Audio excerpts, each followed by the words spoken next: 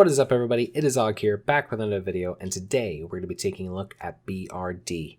Now, this has been one of the most requested videos that I've had since I started the channel, since I was streaming even, because there's not many good options when you're level 50 unless you're a mage and can do Gorshek farming.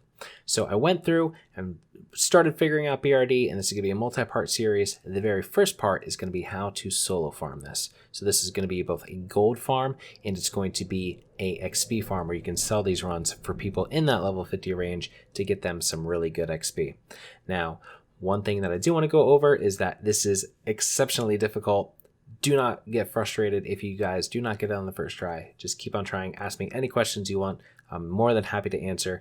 I tested this out with my stream, and that's how we kind of figured it out. And we sat there for about 4 hours with me constantly wiping, just trying to figure out a strategy that we could use. But ultimately ended up working out. We were able to get a strategy, and I was able to, I wouldn't say perfect it, but at least get it to a good working standard. And now we are ready for this video. So first, I'm going to jump into the talents that you need, because it's going to be a little bit different kind of talents for this run. I'm then going to jump into some of the gear requirements that you need. Hint, a lot of fire resistance. Then we're going to be talking about some extra requirements that we need as far as consumables and how to get to the specific spots so we can start our pools. And then we're going to run through the 3 pools that we do for the solo strategy. From these 3 pools, we are talking some serious XP and money. My rogue, when I did it with my rogue, got 23,000 experience from the entire run. That is unrested. He technically was rested and got 46,000 experience. So about 23,000 experience from the entire run, maybe a little bit more depending on the mobs you get, maybe a little bit less, but some RNG in there, but a ton of experience. And then I also made between 20 and 25 gold from each run. Now, the consumables are going to be a little bit expensive, so that's going to eat into some of your profits, but you could probably sell these runs for a lot. So let's jump into it and let's check out these runs. All right, so let's talk about the spec. Now, this spec is something that I've never personally done before in any other run, but the reason why I decided to do it is because we are getting up there to the high level runs, and we need to mitigate as much damage as possible and conserve as much mana as possible so that we can live and ensure that we can get all the mobs down. So the biggest changes are going to be that we are ditching Shatter and we're ditching Ice Shards. Now you're going to have 4 points you can put into either. It's your guys' choice, whichever you'd like to do.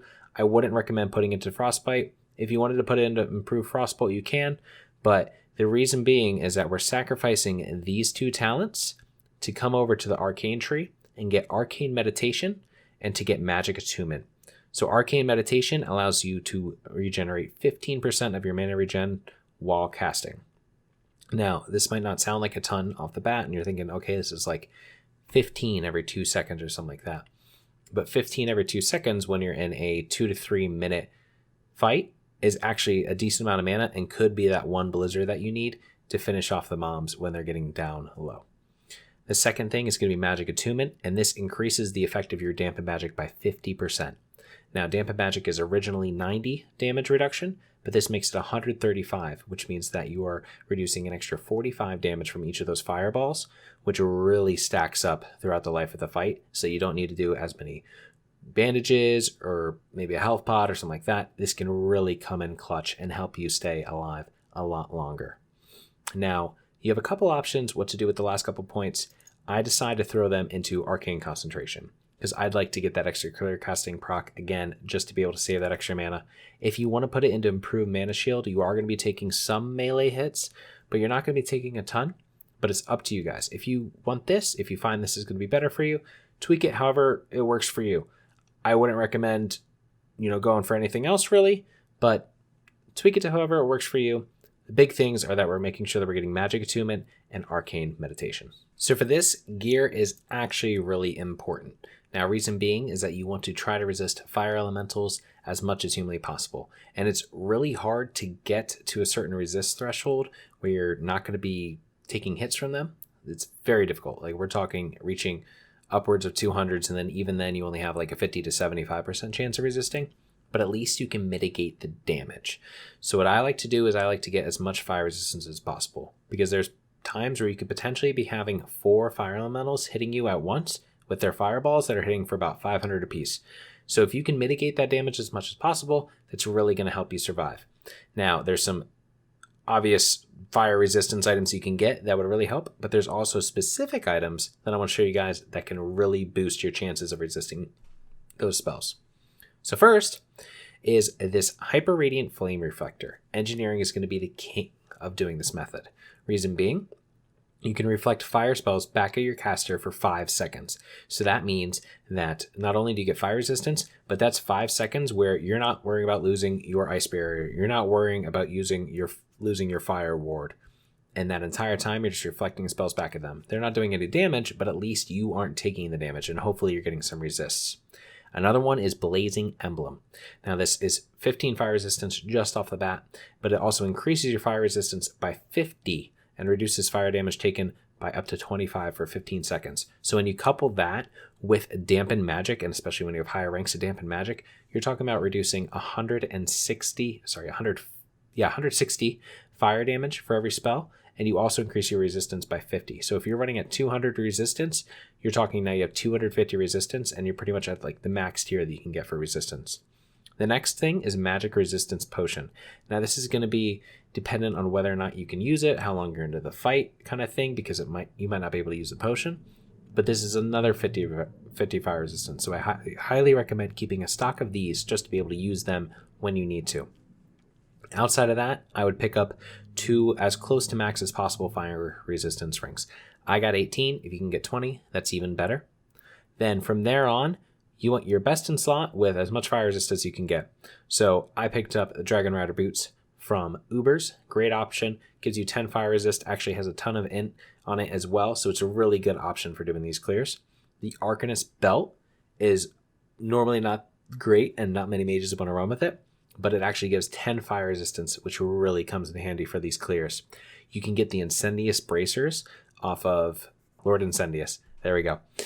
You can also get Arcanist robes. Sorry, I have a thing blocking my view. So Arcanist robes, which is going to give you another piece of fire resist. The necklace for the Oni attunement is going to give you another 15. And then you can also go and get the cloak out of Ubers off the first boss for another 20. And then you can get the fire resistant enchant on top of that. So you could very easily, guys, get up to, 200 fire resistance. I wanted to make sure that I had some fire resistance, but I didn't get all of it because I didn't want to spend all my time farming the gear for just the purposes of making the video, because I wanted to get this out to you guys as quick as possible. So I ran with 144, and it was enough. I didn't have a lot of fire guys in my pools that I was doing. I typically capped out at about 3, and it was enough to stay alive, but it was definitely tough, and it would have been a lot easier if I had more fire resistance. So I highly recommend you guys get a lot of fire resistance, and outside that, as always, stack int and stam. So we're here in BRD. I just wanted to quickly go over the requirements that were necessary to do this run, to show you guys the path how to get there, and to also give a shout out to Venruki. So the very first part of this is going to look very similar to Venruki's video a couple months ago, showing how to pull a few packs over near the arena and get some XP from those, killing them in this general area over here and getting some XP. So this is going to look pretty similar to that off the start, but then it's going to get much different. So to start off with the requirements that we've already talked about, talents and fire resistance, I highly recommend those, but there are some specific requirements. First, if you're going to do this solo, you need to have limited and vulnerability potions. So limited and vulnerability potions make you immune to physical damage for the next 6 seconds. Now, this is huge because what you can do is you can time it with a cancel aura ice block macro. So for those of you who don't know, I use a cancel aura ice block macro to get out of my ice block and then immediately use my limited and vulnerability protection potion. So here you can see /cancel aura ice block immediately takes you out whenever you're ready to get out of ice block. You don't have to worry about kind of like a slight delay when you just let it fall off, and then you can immediately go for a Nova normally, but in this case a limited vulnerability protection potion, because you're going to be taking so much damage immediately coming out of that block that you need it. The second requirement is going to be swiftness potions. If you want to do this solo, and honestly if you want to do this at all, because of the amount of mobs you're going to be pulling, they can't be hitting you much, if at all. So you definitely want swiftness potions. This is going to increase your run speed by 50% for 15 seconds, and it's going to give you a huge boost to be able to get through the mobs as quickly as possible. Outside of that, I recommend engineering just for the iron grenades.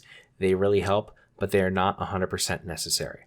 I also recommend stocking up on magic resistance potions because they increase your resistances to all schools of magic by 50 for 3 minutes. Now, they do share the same cooldown as limited vulnerability protection potion and the other potions, so that could cause a problem. But if you're in a situation where you have the time to use one of these, it's always great to have that extra 50 fire resistance if you can. Also recommend stocking up on major healing potions and major mana potions, just like you normally would for any kind of clear. But at the end of the day, you're basically doing an instance that is designed for close to max level people. So I would recommend having these. And now the very last thing that you can use, I didn't have to use it for my tool pool strategy, but it definitely helps out if you guys want to use it, is Skull of Impending Doom. Now, Skull of Impending Doom you get from a quest train, but it starts off in Badlands. I just want to show you guys because a lot of people don't know where it starts and they get confused by the guides. So if you come over to Badlands, it starts right here. There is a mob, and he basically asks you to go into Uldaman, and he asks you to get an item for him. So you go into Uldaman, you get the item from him, you go back and turn it in, and then the rest of it takes place in Undercity. So from Undercity, you go collect a couple of items for a mob, and then eventually you go back to this guy over here, turn it in, and he'll give you the Skull of Impending Doom. Now, the Skull of Impending Doom will hurt you. It will take away mana, it'll take away health, but what it'll do is it'll increase your run speed by 60% for 10 seconds. And that is a huge boost of speed. And that little bit of damage that you're going to be taking from the item, between 100 to 500 every second, or every 2 seconds, sorry, is going to be mitigated by the amount of damage that you're going to be not taking from all the mobs that you're running by, like your Usain Bolt. So I would recommend getting Skull of Impending Doom. It'll definitely help when you're learning the strategy. Eventually, maybe you won't need it, but definitely recommend off the bat. All right, so let's show how to get over to this route. So you need another requirement, is the Shadow Forge key. You can just get this from doing the Iron Foe quest. Now, once you have the Shadow Forge key, you come in this side path over here, and you come over to the Blazing Fire Guard. You Frostbolt, and you kill them. Now, obviously, you can't do any fire spells, but you can quickly burn them down with Frostbolts, Golden Colds, etc. Burn down these mobs and quickly get over to the side. One other thing that I want to touch on, because I forgot to touch about it in the Mara video, is minor run speed to boots. This is actually, I would say, imperative for this clear. Similar to the swiftness potions, you need to be running as quickly as humanly possible to your destinations. So I highly recommend picking up the minor run speed to boots. There's some other enchants you could get. You could get the fire resistance to cloak, which is a nice benefit for resistances, but those are the requirements that I can think off the top of my head. If there are any other requirements that I think of, I'll leave them up above as links so that you guys can see them, and I'll also put them down in the description and try to put them in a comment as well so you can see them. Once you get inside of here, there's going to be a few fire Ellies that you have to kill. One pats up this path, and then the other pats around this path and comes up to where we are now. Now you can see him, he's right over here currently, but he'll be padding up to here.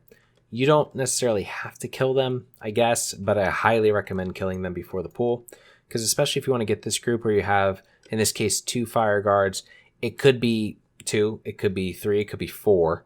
So you want to mitigate as much of the fire damage as possible while also having a chance to get some resists. Honestly, I wouldn't go for any more than 2 if you can choose. Now, if you have to get more fire guards than that, then you have to do it.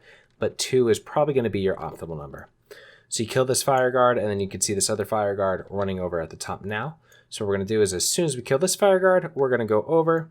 We're going to kill that fire guard up there. Now, their loot is actually pretty great. So the fire guards can drop elemental fires, heart of fires, and they have a pretty good loot table just in general for items. So these guys can also give you some really good gold when you're going through. Elemental fires right now on my server are going for about 5 gold a piece. But once we get down these fire guards, we are now ready. Now this is obviously looking very similar to the Veneriki pool, and he pooled these mobs and ran them back to the start in 2 pools. But we are now going to see how we're going to do this pool ourselves. Okay, so now we're up on the balcony, and what I wanted to do is split it out into 3 kills for you guys, so that you guys could see the 3 individual pools practice them individually, and break it up that way. There's going to be 3 pools that we're going to be doing. You could try to do it in 2 pools as well, and I'll talk about that in a little bit, but I choose to do it in 3 pools just to play it a little bit safer, to maximize the chance that I live and reduce the chance that I die. So this is going to be very similar to the way that Venruki would pull all the mobs, a little bit reversed, and we're not going to be killing them where he kills them, and we're also going to be trying to pull all of them at once. So what we do is we start off in the middle kind of pedestal or middle walkway area leading up to the arena. So right behind us is the arena. We're going to pull this far pack, hoping that it's going to pull these 3 guards right here, and we're going to pull this pack up here. They're then going to run up this ramp and come meet us up at the top while we're pulling the rest of the mobs, and we're going to see why we do that in a second. So we're going to start off, and we're going to rank 1 Frostbolt, and we're going to rank 1 Frostbolt the second one just to slow them down to give us a little bit extra time. We're going to wand that far group and immediately start coming up to the top.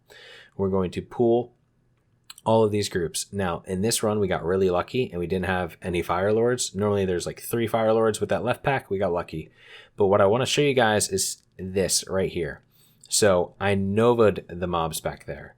Reason being, I am now in an all-out sprint to be faster than any of the other mobs to get to my end location. I don't want to waste my block here on this platform. You guys can play around with it. Maybe it'll work better for you if you guys do waste your block on this platform. But me personally, I found that my best strategy is just do an all-out race. So where are we running to? Well, there's this little pathway around the end, and it's really hard to even see when you're just coming in and just doing a regular run, but it loops all the way around up this top here and then comes back around this side.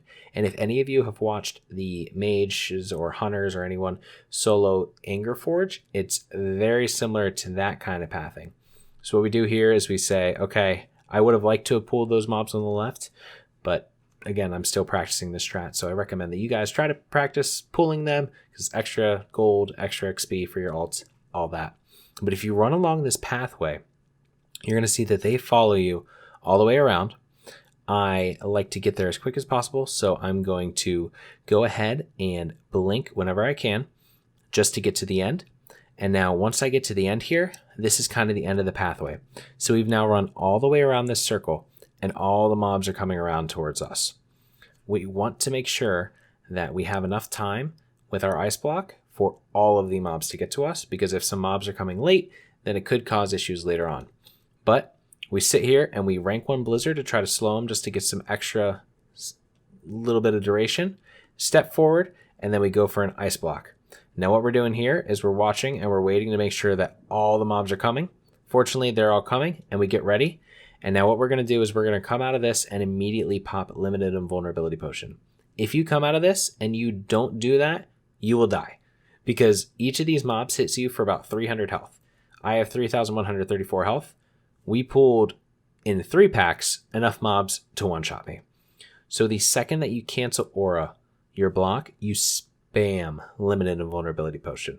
Now, if you're doing this with 2 people, which is going to be one of my future videos, you don't necessarily need to do that. But for soloing, you're 100% going to need to spam Limited Invulnerability Potion. So we're going to come out of this ice block, spam Limited Invulnerability Protection Potion, cast 3 Arcane Explosions, or 2 Arcane Explosions and a Cone of Cold, and then you're going to jump down. Now what these mobs are going to do is run all the way back around. And honestly, Cone of Cold is best because now they're all slowed. And now what we can do is we can come around the side, get into the proper position, and start AoEing them down, and they have to run all the way around while we can AoE them down and kill them without any fear of taking damage. I also drop a Nova. Nova's always good, just gives you a little bit extra seconds. If you do drop the Nova, make sure you give them a few seconds to kind of lower the duration of Nova, because if you start just blizzarding right away, some of them are going to get ahead of others, some of them are going to be way behind, and you want them to be as stacked as possible. So I like to give them a couple seconds and then start blizzarding. Now you'll see there's a couple that waited a little bit extra in the Nova, but not too long, and now we just blizzard all the way around, and you just see their health just ticking down. But you also see that I'm at 20% mana, and I didn't have any Fire Lord, so I'm not getting any resist mana back. So what I do is I go for a grenade here in the corner. For those of you who do not know, mobs pathing around a corner is actually, I wouldn't say buggy, but it doesn't work great for the mobs. And so what happens is that they kind of go back and forth, kind of like we saw with the Mara pool and things like that, or maybe if you've done the dogs in DM North, something like that.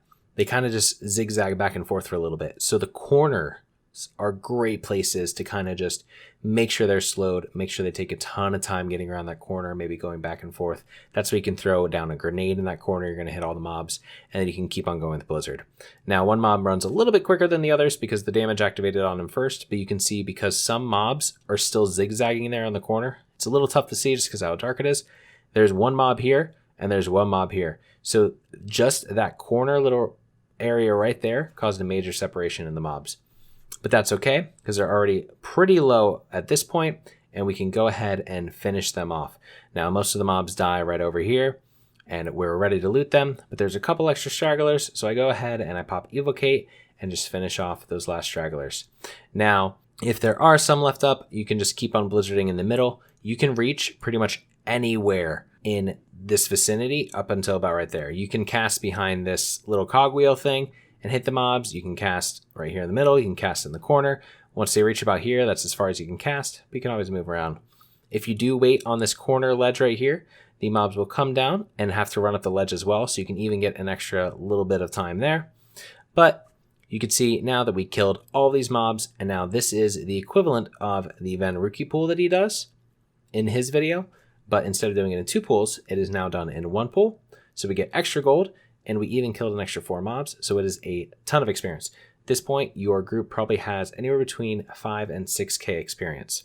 So now we're going to start running around and looting. I pull up my loot table here so that you guys can see it. You also see a couple mobs that I missed on the side, but we got the majority of them, and so we're getting a ton of gold and experience. And here, you just see it fly through. I'm going to pull up my inventory. I accidentally pulled it up a little bit late, but you guys can still see the amount of gold that we're getting. And you can just add about a gold that we've gotten so far. So let's just say that we started at like 75 gold. Now I'm getting all the silver. I'm getting a lot of dark iron residue, which vendors for about 1 silver per each. I'm getting a lot of rune cloth, which obviously obviously sells in the auction house for a good bit, or you can make it into heavy rune cloth bandages and vendor those as well. And then you're also getting coffer keys. Now these coffer keys are huge because they actually sell pretty well because of the rogues solo method where they go and do stealth coffer runs to make gold. So you're getting some pretty good gold. So right off the bat, we're looking at probably around 5 gold, maybe a little bit more just from that very first pool. Now, if you have Fire Lords, you also have chances of Elemental Fires, Heart of Fires. You can get a lot of items, and you're also unlocking the highest level of the loot table because these mobs are in the mid-50s. So that is pool number 1. Okay, so we now have the first pool down. We are ready to go with the second and the third pool. But real quickly, I want to give you guys a quick little overview of BRD and some of the special kind of mechanics that we're watched out for and how I kind of figured out this strat. So there's 2 main hallways in BRD. Now, a lot of people go the Gorshak farm kind of hallway over here and in the middle and try to kill these mobs as well. And that's a common mage AOE farm to level up. This hallway over to the left is commonly avoided because it has a lot of fire elementals. Now, one thing it doesn't have, though, is a route. So the mobs in the middle area, specifically the wardens, are strewn all throughout the middle area and the Gorshak side of the starting area. Now, there's overseers and there's wardens. Overseers just do damage. Wardens, however, do this route. This route does about 500 damage to you, and it roots you in place for about 8 seconds. And I tried to do this with free action potions and messing around with that, but I just couldn't do enough damage to the mobs to kill them quick enough where I could not worry about the traps and everything like that. So personally, I found that it was way too much. Now, if you have 2 mages, you have some healers and stuff like that, you can also kill these mobs in the middle. You can kill the mobs around the Gorshak side. But personally, the wardens are way too much to try to be soloing them on a consistent basis without dying. But all the mobs on the other side do not root. And so this allows us a special opportunity to be able to kill them and kite them back to where we just killed some other mobs. So what I do here is I start on the left side. There's 2 entrances. I like to start on the left side so that I can then run the right mobs all the way back through this hallway and make sure that I have the maximum amount of distance between me and them to get all the way up to where I need to be. What I do is that I blink through these first 2 mobs and I get over to the side to get ready. Now you can zigzag back and forth here and basically run all the way through this pathway using blink and just running. But when you have two groups that are separated like this, you have plenty of room to just strafe through the middle. Now, if they're slightly closer, you're going to need to blink, and we'll show you that in a bit. So we strafe through here. We're watching out for the pack. Again, here we have enough room just to strafe. One other mob that comes through is Rockor. So Lord Rockor pats from about here to about here, and you can see that on my mini map now. So it's about half of the circle. But I wouldn't recommend aggroing him. He can stun you, which can be a pain. Try to avoid him, but if you do pull him, it's not a big deal. He'll likely reset for the actual pull, so it's okay. But we keep on zigzagging back and forth, and our goal is to get to these two special packs. Now here, the mobs look a little bit closer, so I like to blink just to be safe. I don't know if I necessarily need to. Probably do, though. So I recommend blinking through those mobs, and now we are ready for the very first pull. The way that you know that you're ready for the first pull is that you see these two packs. I'm going to go back just a second here. See where we are now? These two packs right here. So there's four. There's always going to be just guards. 4 on the left, 4 on the right. Now, these are going to be huge XP, and you don't want to mess with them later. If you are trying to solo run this through the entire circle at once, you need to make sure you Nova these guys, because that's 8 mobs, and like I said before, 300 times 8 is going to be 2,400 damage, and you're going to be losing a ton of health. But this is a great place to start, because if you get these mobs down, then you have a safe path to run for the future. So what I do is I start off and I pull these mobs with Frostbolt, and then we are trying to run as quickly as possible. Now, fortunately, a lot of these mobs are going to be aggroed by other mobs, so we don't need to worry about pulling too many of the packs. I also tend to avoid Bloodhounds. Now, there's a couple of reasons for this. Bloodhounds are exceptionally quick. They're dogs, so they run incredibly fast. And they put a bleed on you, which does a lot of damage, and they just freaking hurt. So you don't want Bloodhounds to get anywhere near you. So if there's a pack where you have 2 mobs and 2 Bloodhounds, or 3 Bloodhounds and a mob, or something like that, honestly, I'd skip it. They're non-elites. They're not going to drop silver. They could drop some items, but most of the time they're just going to drop like meat, right? So I'd recommend just skipping them. So what I do here is I decide, all right, so I got some Bloodhounds, and I'm just not going to worry about them with this first pull at least. And so I just blink through these guards. It pulls the guards, but now I have a little bit of room.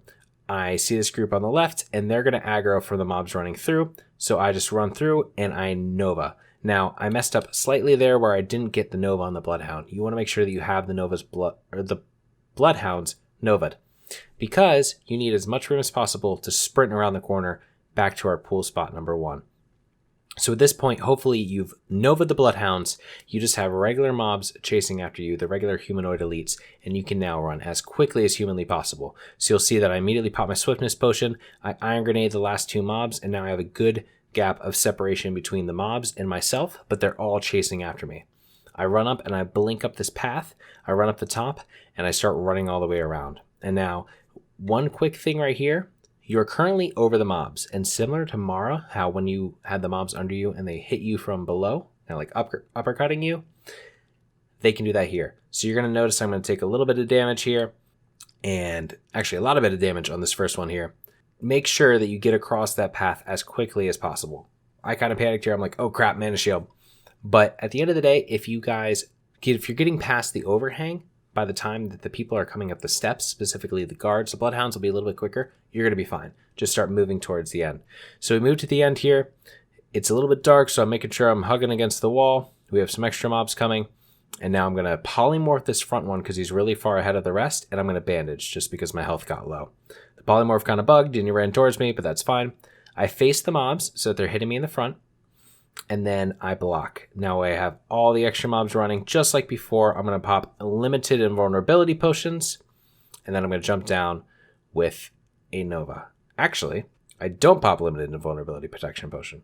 Now we're back into doing the damage. I Iron Grenade in the corner again, and I am back to blizzarding. You'll see the Bloodhounds are running slightly ahead of the other mobs, but they also are at a lower health. And so they're dying a lot quicker. They're going to take a lot more damage, and they're going to die before the rest of the mobs. If they get around, it's fine. Look at how low the health they have. Just wand them when they get back. You just need to focus on killing the other elites because they still have a long way to run around. Also, mobs, when they are lower health, run slower. And so you'll notice that this Bloodhound is running exceptionally slower than before. Reason being, he's at low enough health. It typically happens, I think, at around 10%. And so he runs slowly over to us, and then we're able to finish off the other mobs.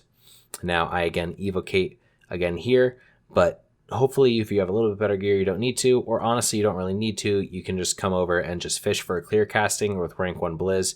They're so low that honestly your rank 1 Blizz is probably going to finish him off. But I just decided to evocate there. So now we finish off the rest of the mobs, and then we'll be able to have pool number 2 down. Now, the important thing, guys, is just that you want to make sure that you are always keeping a safe distance between you and Bloodhounds. These mobs aren't too big of an issue. They don't run that fast. But Bloodhounds, they book it. And if they get to you, you're probably going to die. You're probably going to take the amount of damage that I took standing over the overhang, but in half a second. I've had 5 Bloodhounds on me and died within probably 2 seconds. So definitely make sure you keep ahead of the Bloodhounds. But now we're good to loot. So here we go again. We open up the bags. We start looting again. And each mob is giving us probably on average like 15 to 20 silver. That mob just gave us 50 silver. Like, you can make a lot of money. But then when you come over to the Bloodhounds, you'll see right there, red wolf meat. They are not worth the risk. So if you can skip over a pack, it's fine. You lose out on maybe a little bit of silver from however many regular mobs were with them. But at the end of the day, you don't die because you don't have Bloodhounds on you. Now also take a look here at the relic coffer keys. Like I said before, those are actually pretty expensive. I think they're about 50 silver per each on my server. So each time you get one of those, I think we just got 3. That's another 50 silver for each one of those.